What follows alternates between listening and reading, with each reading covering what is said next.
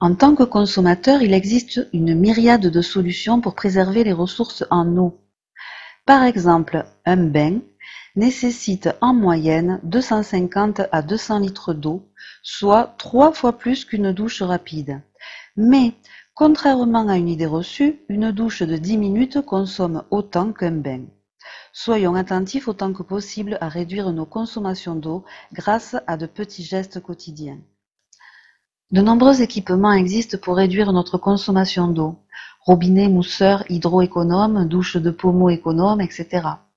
Ces achats sont généralement rentabilisés en moins d'1 an. À titre d'exemple, l'installation d'une chasse d'eau à double contenance, 3 ou 6 litres, permet d'économiser jusqu'à 10 000 litres d'eau par an et par foyer pour seulement une trentaine d'euros.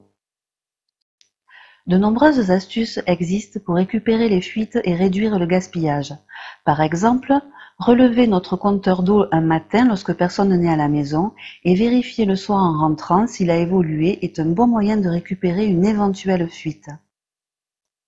Afin d'optimiser l'irrigation des terres agricoles tout comme l'arrosage du potager dans son jardin, il existe des solutions efficaces que nous pouvons tous mettre en place à notre échelle.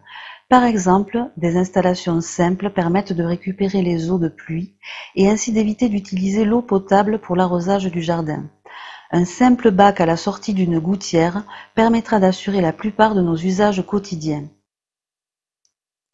N'oublions pas que le meilleur déchet est celui que l'on ne produit pas. Avant toute chose, réduisons donc au maximum notre consommation de papier et n'imprimons que les documents qui sont vraiment nécessaires. Et pour le reste, privilégions le papier recyclé dont l'impact environnemental est beaucoup plus faible. Pour réduire l'impact de nos produits d'entretien sur l'environnement, privilégions les produits écolabellisés.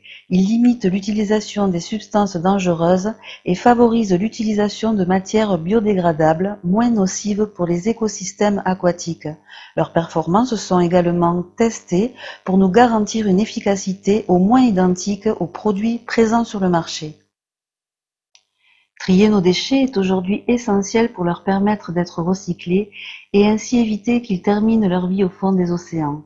Recycler 67 bouteilles d'eau en plastique permettra par exemple de fabriquer une couette pour 2 personnes.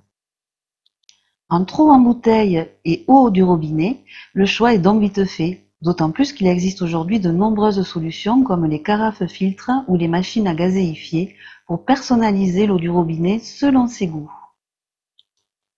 En modifiant nos habitudes alimentaires, nous pouvons réduire considérablement notre impact. Réduire notre consommation de viande et particulièrement de viande rouge est par exemple une solution très efficace pour préserver l'eau de la planète au quotidien. Instaurer un repas végétarien par semaine permet d'économiser plus de 35 000 litres d'eau virtuelle chaque mois pour une famille de 4 personnes.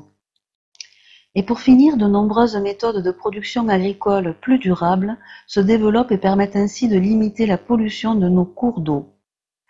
La plus répandue est l'agriculture biologique, reconnaissable grâce à ses labels. Consommons des produits issus de l'agriculture biologique cultivés sans produits chimiques de synthèse afin de limiter notamment la pollution des cours d'eau. Voilà quelques-unes des solutions que chacun devrait avoir en tête pour préserver notre chère planète. Vous pouvez y contribuer aussi en partageant un maximum cette vidéo. À bientôt!